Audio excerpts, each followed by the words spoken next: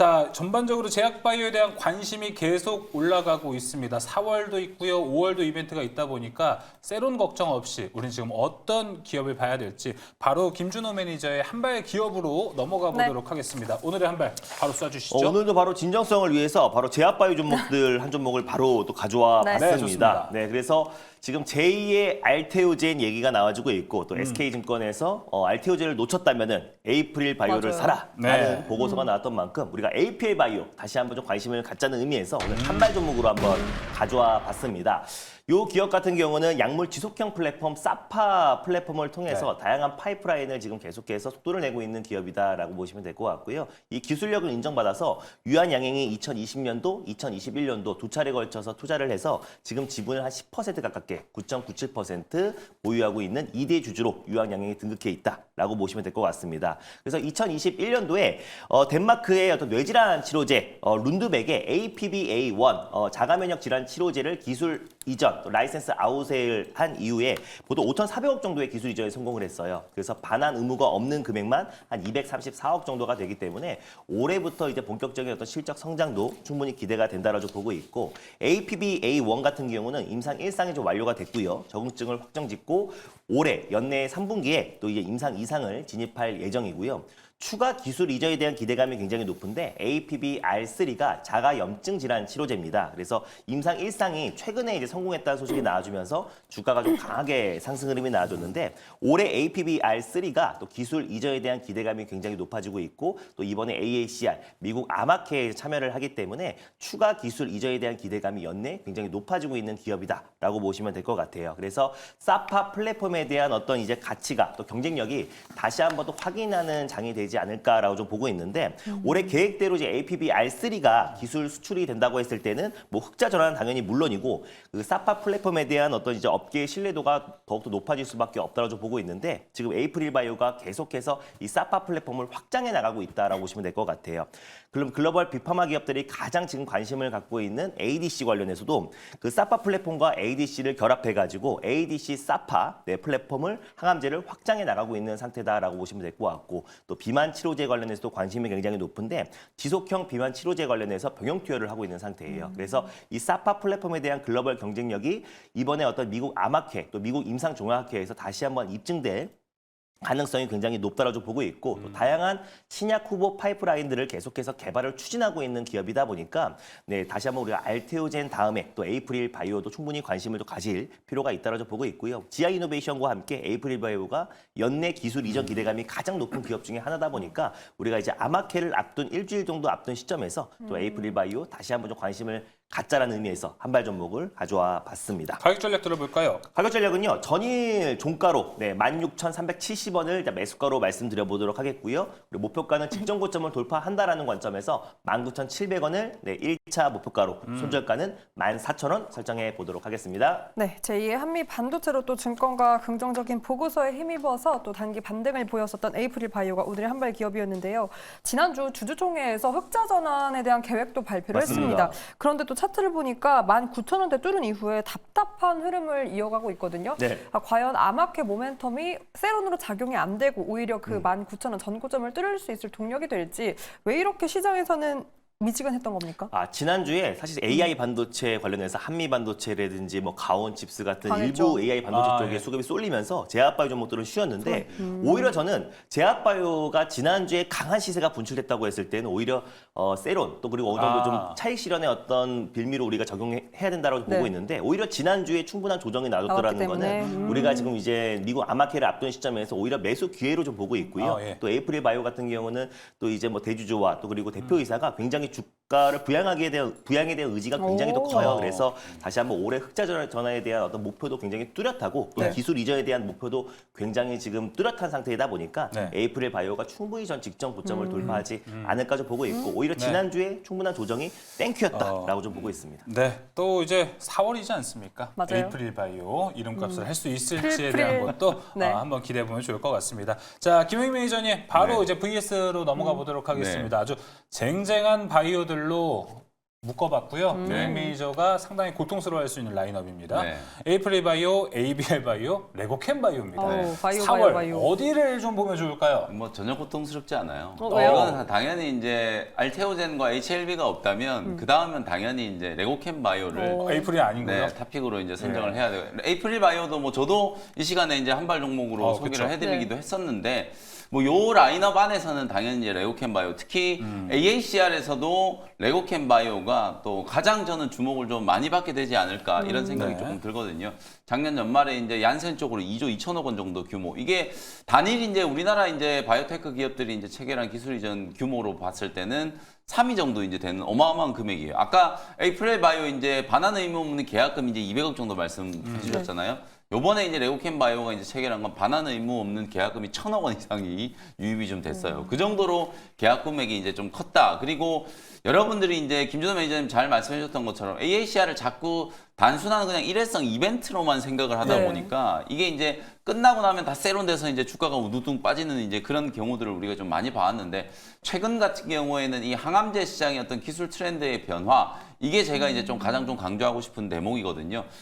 표적 치료제와 면역 치료제의 이제 병용 투여 거기다가 이제 이게 한 단계 더 나아가가지고 최근에는 어찌 보면 그 ADC와 이제 또 면역 치료제의 이제 병용 그리고 이제 이중항체, 다중항체 이제 신약 개발 이런 것들까지 이제 기술 발전이 되고 있는 상황이기 때문에 뭐 요번 AACR의 이제 주인공은 레고캠 바이오다. 뭐 그런 측면에서 봤을 때 요 세 종목 중에서는 저는 플랫폼 기업의 이제 강자 레고캠 바이오를 탑픽 종목으로 한번 선정을 해보도록 하겠습니다. 알겠습니다. 이 안에서는 레고캠 바이오를 탑픽으로 선택해준 김영민 매니저입니다. 자, 그럼 이제 김준호 매니저의 한발들 리뷰 한번 해보도록 하겠습니다. 네. 먼저 지아이노베이션 살펴볼까요?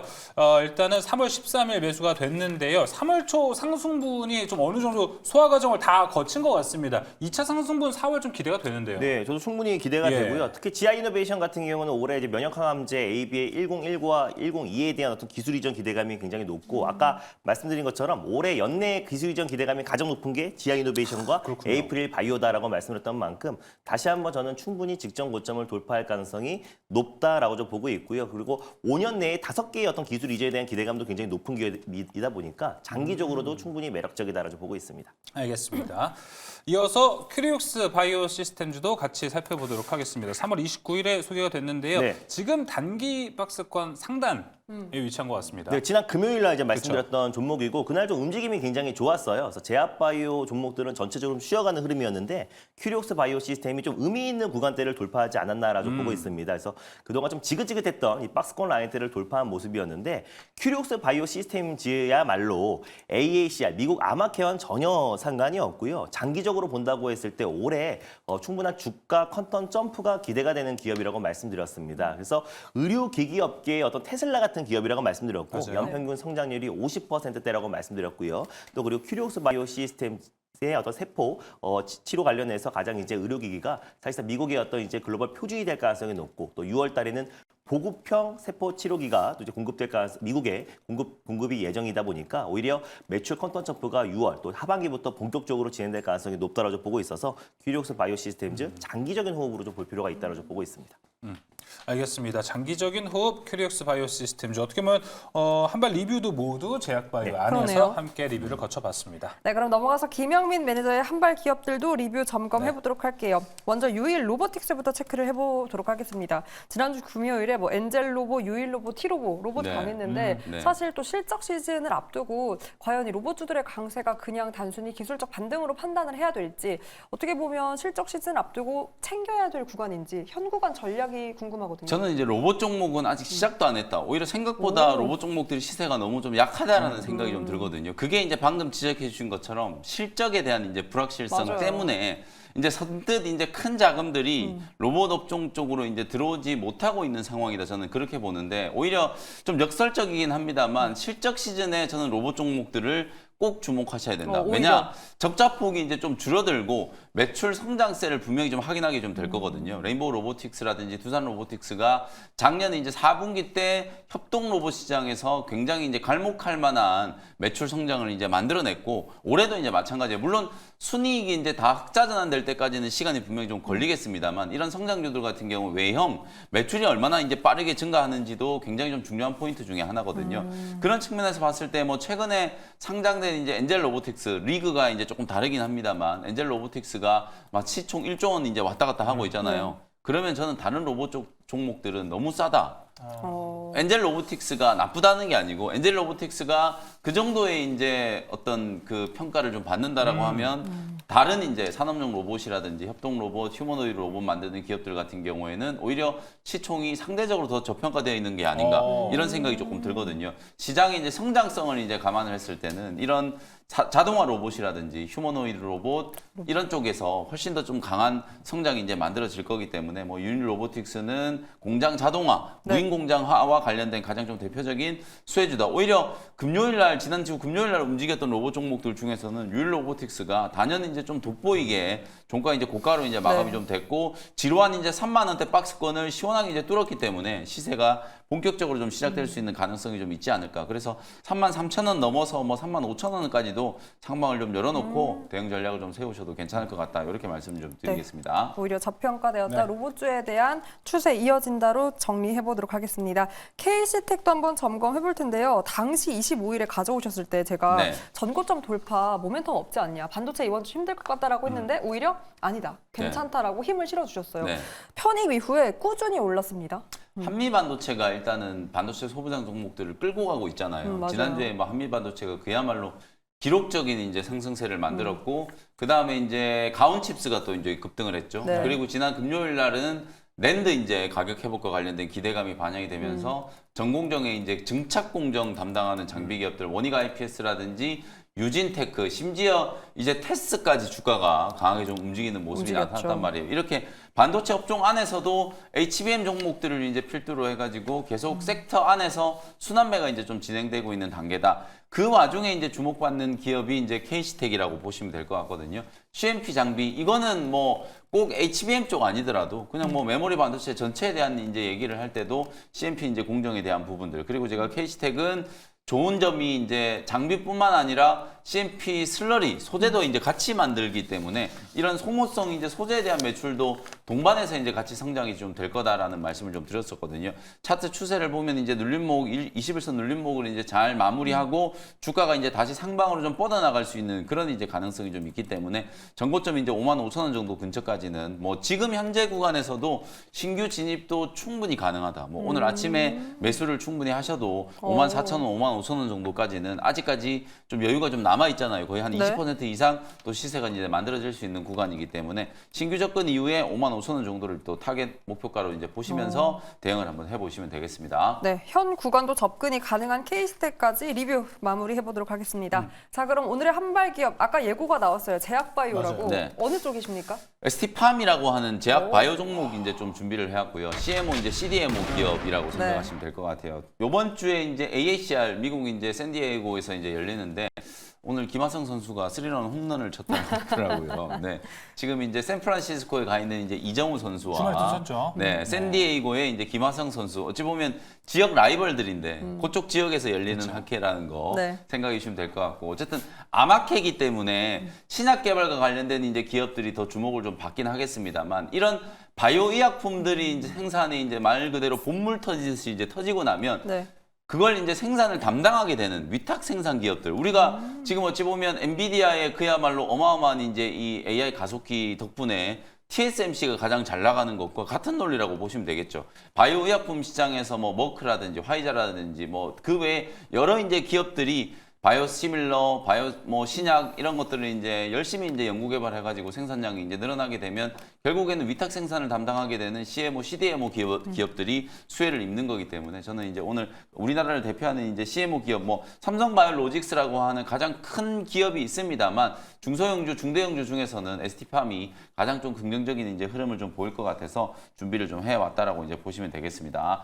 일단은 이제 올리고 API 이제 전용 생산 설비 증설과 관련 관련된 이제 투자가 작년에 이제 어느 정도 좀 마무리가 됐고 올해부터 이제 올리고뉴클레오타이드에 대한 이제 매출이 빠르게 또 성장을 할 거다라는 이제 기대감이 가장 이제 좀 기본적인 부분이라고 보시면 될 것 같고 그다음에 이제 ST팜 같은 경우에는 여러분들이 LNP 나노 지질입자 기술 요거 이제 도입된 것 때문에 2021년부터 코로나19 이제 관련된 수혜주로 여러분들이 많이 좀 주목을 하셨을 거거든요. 네. mRNA 플랫폼을 국내에서는 이제 가장 적극적으로 개발하고 있는 기업이라고 보시면 될 것 같아요. 이 mRNA 플랫폼이 비단 뭐 코로나19 백신을 맞아요. 만드는 데만 쓰이는 게 아니라 최근에는 이게 암 백신용 이제 플랫폼으로도 네. 활발하게 이제 연구 개발이 이제 진행이 좀 되고 있거든요. 그래서 암 백신 시장이 최근에 시장에 이제 주목을 많이 받고 있지는 못합니다만 암 백신이라는 게 이런 거예요. 암을 조기에 예방하기 위해서 백신을 맞게 되면 암의 이제 발병률이 떨어지게 되는 거거든요. 이게 조기 진단 시장과 함께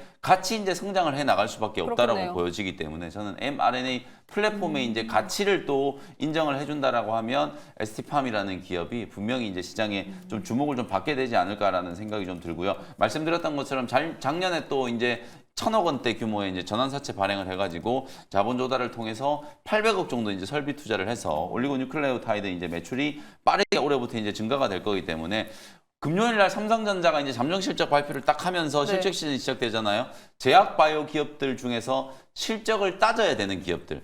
신약 개발하는 기업들은 실적을 따지는 게 아니거든요. 신약 개발하는 기업들의 파이프라인의 가치, 그렇죠, 그게 이제 성장성. 시장의 규모, 시장 가치를 이제 따져야 되는 거지만 오늘 말씀드리는 ST팜이라든지 삼성바이오로직스 이런 기업들은 실적이 굉장히 중요한 제약바이오 기업들이라고 보시면 될 것 같거든요. 그래서 실적 시즌에 오히려 ST팜은 좋은 실적으로도 주목을 한번 받을 수 있는 가능성도 좀 높다라고 보고 그 다음에 최근에 ST팜 기업의 주가가 강하게 이제 상승했었던 가장 이제 중요한 이슈가 좀 하나 있었는데요. 제약 바이오테크 이제 제론이라고 하는 미국 나스닥에 상장되어 있는 기업입니다. 제론이 지금 혈액암 신약을 이제 개발을 하고 있는데 그게 이제 이메텔스타트라고 하는 이제 혈액암 신약인데 FDA 승인 가능성이 높다라는 이제 평가가 나오면서 제론의 주가가 이제 폭등을 했을 때 네. 그때 이제 ST팜 주가도 같이 동반해서 장중에 강하게 상승을 했었거든요. 지난 이제 3월 18일 날 장중에 거의 상한가 근처까지 무려 27% 가까운 이제 급등세가 연출이 되면서 완벽하게 이제 바닥권을 좀 탈피하는 흐름이 한번 만들어졌고 그 이후에 지금 보시는 것처럼 한 2주 가까이 눌림목 조정, 속도 조절이 이제 잘 진행이 좀 됐거든요. 여기서 이제 8만 원 후반대가 강하게 지지가 좀 되고 있는 상황이기 때문에 다시 한번 이제 상승 파동이 만들어지면 전고점을 이제 시원하게 조금 뚫어내는 그런 흐름들이 나타날 거고 올해 하반기 때부터 방금 제가 말씀드렸던 이메텔스타트의 본격적인 상업 생산을 ST팜이 지금 담당할 것이 유력시 되고 있기 때문에 그 부분과 관련된 이제 CMO 실적도 어느 정도 이제 주가에 프리미엄을 이제 주고 있는 요소다. 이렇게 보시면 되겠습니다. 가격 전략 한번 제시를 해드려 보도록 할게요. 지난주 금요일 종가가 88,800원이었으니까 금요일 종가 기준으로 이제 매수한다라고 이제 생각하시면 될 것 같고요. 1차 목표 가격은 105,000원, 손절 가격은 8만 원 정도로 가격 전략 참고해 보시면 되겠습니다. 네, 신약 개발업체 ST팜이었습니다. 사실 이렇게 개별 기업에 대한 재료는 너무나 탄탄한데 네. 어떻게 보면 고점 이후에 계속해서 횡보 구간을 가지고 네, 있거든요. 그쵸. 그런데 오늘 또 PC 발표로 일단 파월은 금리 인하에 대한 어떤 서두를 필요 없다라는 매파적 발언도 했고 네. 아마케에 대한 뭐 세로뉴스에 대한 어쨌든 네. 우려감도 잔존해 있습니다. 영향은 따로 없을까요? 이렇게 이제 생각하시면 될 것 같아요. 아마케 기대감 때문에 올라간 종목이 과연 있는가? 그걸 찾아보시면 될 것 같아요. 물론 몇몇 종목들은 뭐 포스터를 공개한다, 너무 많지 아마케에 않습니까? 참여한다 이런 이제 얘기가 좀 나오면서 테마성으로 이제 급등한 종목들이 좀 있긴 합니다만 네. 사실 거의 대부분의 바이오테크 기업들이 AICR 때문에 오른 게 별로 없어요. 별로 올라간 게 없기 때문에 뭐 이게 세론이 되고 말고 할 게 없는 거죠. 다만 오히려 이제 AACR이 이제 개막하고 나서 말씀드렸던 것처럼 본격적인 이제 이 암 시장 특히 차세대 항암제 시장에 대한 이제 기대감들이 좀 형성이 좀 된다라고 하면 못 올랐던 기업들은 오히려 이제 주가가 더 탄력적으로 상승할 수 있다라고 보여지거든요. 그렇게 제가 말씀드렸던 것처럼 시장이 이제 성장, 암 시장 자체가 이제 어차피 암 치료제 시장이 성장할 수밖에 없는 거고 네. 그동안에 이제 포적 치료제에 이제 국한이 좀 되어 있었다면 이게 이제 면역 치료제와 병용 투여에 대한 얘기들 이제 ADC라든지 이중항체까지도 이제 시장이 계속 확장되고 있는 상황이기 때문에 그런 부분들에 대한 이제 수혜가 예상되는 기업들이 또 CMO, CDMO 기업들이라고 보시면 될 것 같거든요.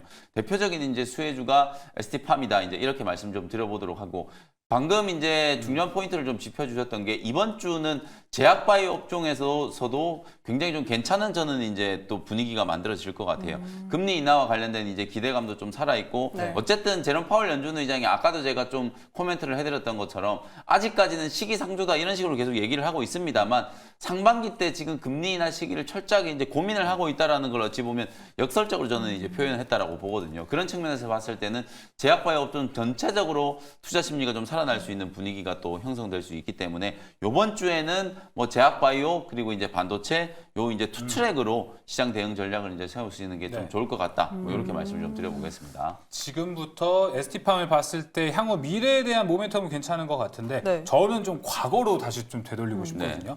2021년쯤에 이제 코로나19 때문에 백신 관련주로 ST팜이 그때 주가가 엄청 많이 뛰어 올랐습니다. 맞아요. 근데 5G 종목들 보면요. 고점을 찍고 매물벽이 워낙 많다 보니까 시원하게 못 올라가거든요. 그렇죠. 근데 ST팜도 사실 그럴 만한 여지가 좀 있지 않을까 싶은데 맞습니다. 그 부분에 관한 건 걱정 없으신가요? 그래서 이제 주가가 2021년 이후에 굉장히 오랜 시간 동안 맞아요. 이제 하락 조정을 받았기 네. 때문에 말 그대로 이제 ST팜은 아직도 낙폭 과대 종목이에요. 근데 이제 바닥을 좀 벗어나는 시그널을 이제 아까 방금 제가 말씀드렸던 것처럼 네. 제론의 이제 신약 개발 모멘텀 네. 그것 때문에 거의 뭐 한 2년 만에 역대급의 이제 가장 많은 이제 거래가 이제 분출이 좀 됐고 그러면서 이제 장중에 27%가 넘는 강한 시세가 한번 만들어졌잖아요. 적어도 8만 원, 9만 원대에 머물러 있던 이 박스권 흐름은 탈피가 좀 됐기 때문에 추사 전환에 대한 이제 확실한 좀 시그널이 좀 만들어졌다. 네. 그리고 중요한 건 이제 올해 실적 개선, 뭐 신약 개발과 관련된 요번 이제 이벤트뿐만 아니라 올리고 뉴클레오드 타이드 이 부분과 관련된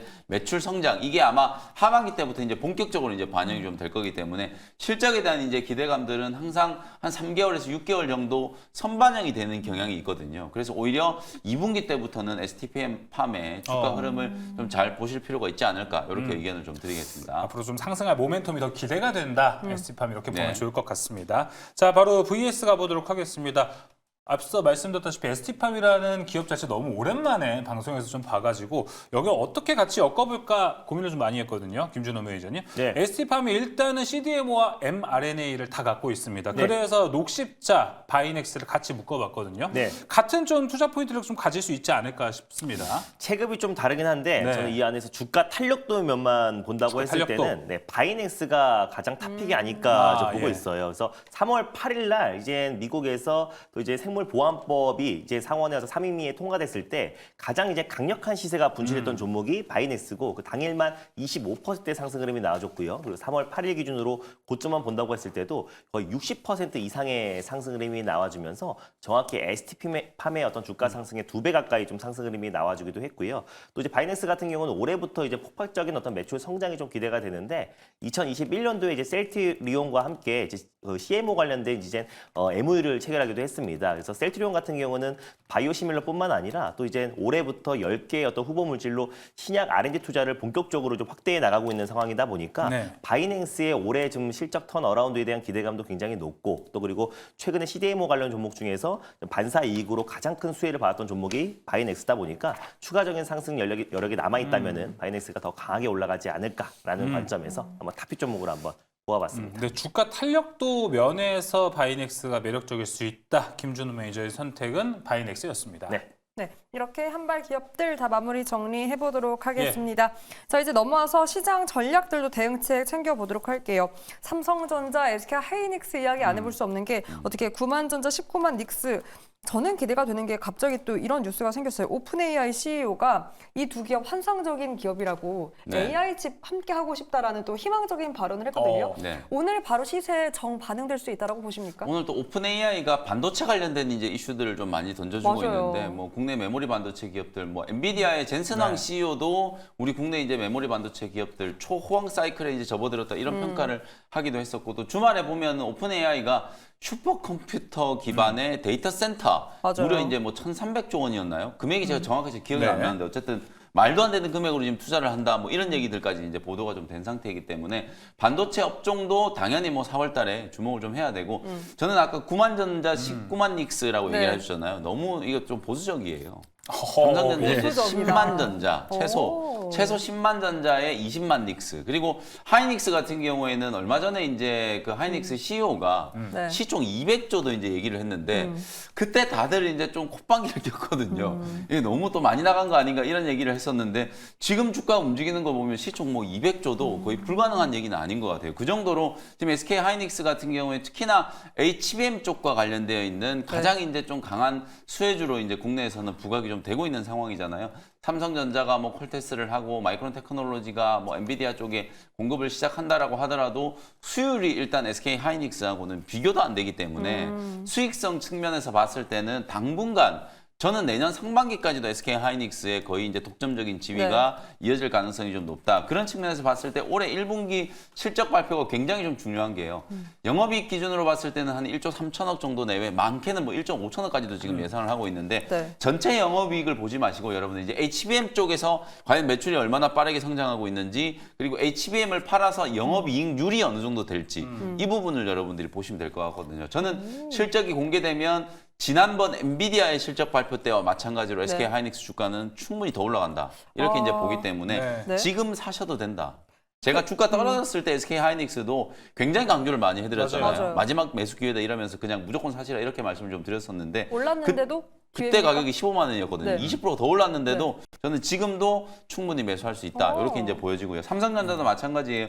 사실 HBM 이슈에서는 삼성전자는 조금 뒤처진 부분이 있습니다만 1분기 실적만 놓고 보면 지금 컨센이 계속 상향 조정되고 있어요. 특히 갤럭시 S24가 1분기 때 아주 좋은 이제 판매량을 좀 기록을 했기 때문에 이쪽과 관련된 이제 영업이 예상 영업이익이 한 5조 5천억 정도, 많게는 지금 네. 5조 7천억까지도 지금 예상을 하고 있는 상황이거든요. 그리고 메모리 쪽에 이제 흑자 전환이 본격적으로 시작되고 아마 2분기 이후부터는 디램과 이제 낸드 쪽이 훨씬 더 좀 좋아질 거라고 봐요. 그래서 HBM은 뭐 SK 하이닉스에 좀 전체적으로 뒤쳐져 있긴 합니다만 하반기 때는 어쨌든 엔비디아 쪽으로 이제 공급이 본격적으로 될 거다라는 전제 하에 삼성전자도 실적만 놓고 봤을 때는 뒤처질 이유가 없다. 이렇게 이제 보여지거든요. 그래서 삼성전자도 뭐 한 중기적인 관점에서는 10만 전자 충분히 가능하다라고 보여지기 때문에 뭐 삼성전자도 보통 이제 이 잠정 실적 발표하고 이럴 때쯤 되면 실적이 오히려 실적 발표하고 좀 밀리는 경향이 그러니까요. 많았었는데 요번에는 그런 다를 이제 것이다. 좀 그 선입견을 한번 좀 깨줄 수도 있지 않을까. 그렇게 말씀을 좀 드려보겠습니다. 그렇다면 중장기적으로는 너무나 볼 수 있는 숫자지 않습니까? 네. 그럼 이 9만, 19만 당장 갈 수 있는 이 길, 네. 그 실적 발표 이후 2주 안에 우리가 볼 수 있는 숫자라고 보십니까? 네, 뭐 하이닉스 같은 경우는 19만 전자 뭐 충분히 갈 수 있고 오늘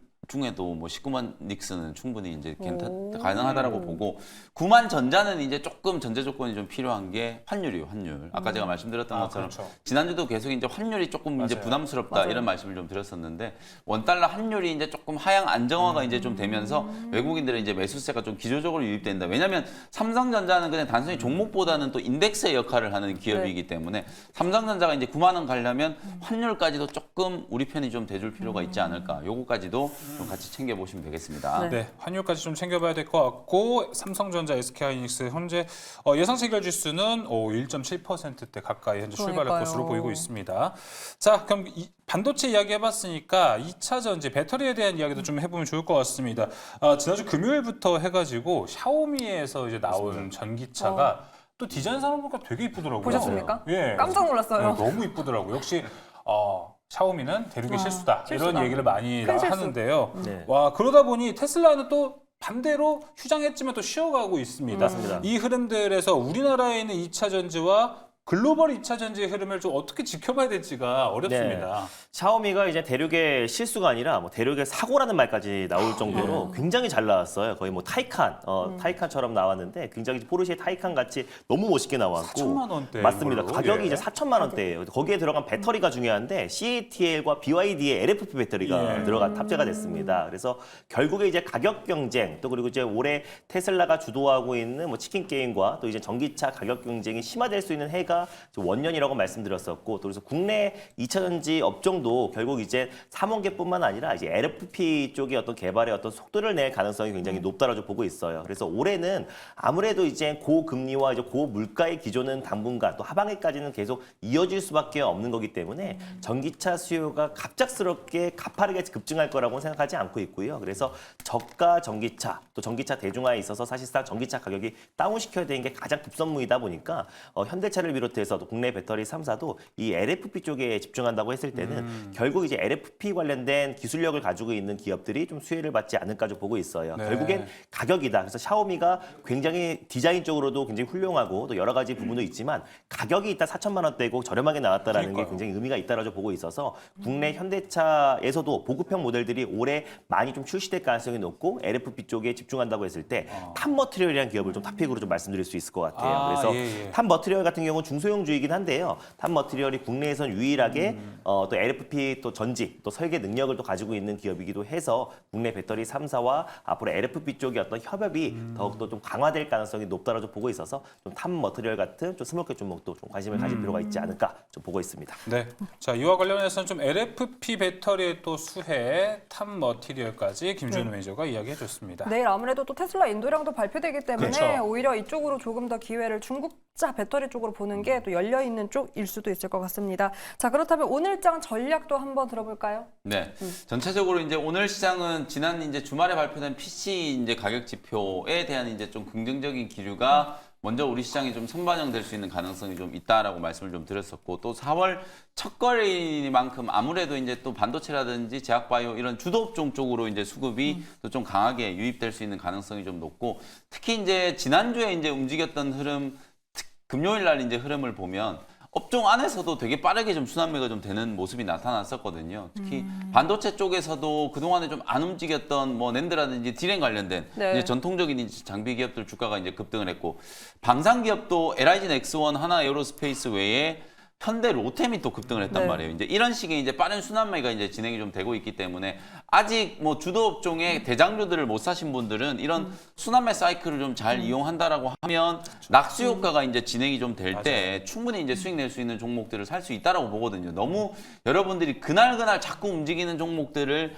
따라 붙는 매매를 하려고 하지 마시고 확실한 이제 모멘텀과 주도 업종 안에서 좀 가치가 이제 부각될 수 있을 만한 그런 기업들을 미리 좀 선점해서 이제 매수를 좀 해놓는다면 실적 시즌에도 저는 이제 괜찮은 결과를 만들 수 있다라고 보여지거든요. 이번 주는 아무래도 또 실적에 대한 민감도가 좀 높아질 수 있는 시기이기 때문에 그 부분에 좀 포커스를 좀 두고 대응 전략을 좀 세우시면 되겠습니다. 길면 한 달, 짧으면 일주일 정도 차트를 좀 비교해놓고 순환매 대비하는 것도 요즘 네. 시장에서 아주 좋은 전략이 될 것 같습니다. 자, 김준호 매니저님 네. 전략 한번 들어보겠습니다. 저도 오늘은 뭐 삼성전자, SK하이닉스가 상승 출발할 거 보여지는데 네. 그랬을 때 반도체 소부장 또 스몰캡 종목들은 좀 상대적으로 좀 쉬어갈 가능성이 높다라고 보고 있고요. 또 AI 반도체 쪽이 조금 어려운 게 최근에는 그날 딱 한 종목, 두 종목만 시세가 분출되고 네. 있는 시장이에요. 그래서 예전처럼 AI 반도체가 다 같이 올라가지 않기 때문에 또 갖고 계신 분들은 내 차례를 기다릴 필요가 있다라고 보고 있고 제약바이오 종목들 같은 경우도 AACR의 좀 가장 직접적인 수혜 종목들만 선별적으로 움직이는 흐름이라서 잘 모르겠다라면 오히려 최근에 어떤 주가 조정과 기술적으로 또 기간 조정이 충분히 나와준